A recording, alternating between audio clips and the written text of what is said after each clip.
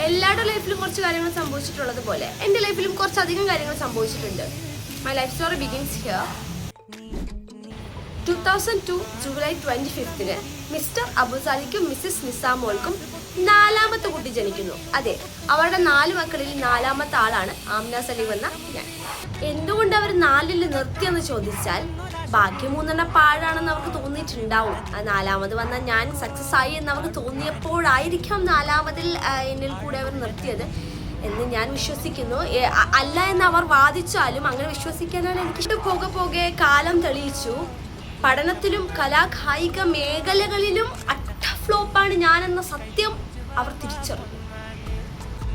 സ്കൂളിൽ നിന്ന് നിരന്തരം ടീച്ചേഴ്സിൻ്റെ കോളൊക്കെ വീട്ടിൽ വന്നു തുടങ്ങിയ സമയത്ത് പഠനത്തിൽ ഇവളെ കൊണ്ട് പ്രത്യേകിച്ചൊന്നും നേടാൻ കഴിയില്ല എന്ന് മനസ്സിലാക്കിയ എൻ്റെ ഡാഡി എന്നെ പാട്ടിലേക്കും ഡാൻസിലേക്കും വഴിതിരിച്ചു വിട്ടു. പാട്ട് പഠിപ്പിക്കാൻ വന്ന സാറാണെങ്കിൽ സാന്ന് പറയുമ്പോൾ ഞാൻ മാന്നായിരുന്നു പറഞ്ഞുകൊണ്ടിരുന്നത്. അങ്ങനെ 1 വർഷം കൊണ്ട് അതും പൂട്ടി. പക്ഷെ ഡാൻസ് പഠിച്ചു കേട്ടോ.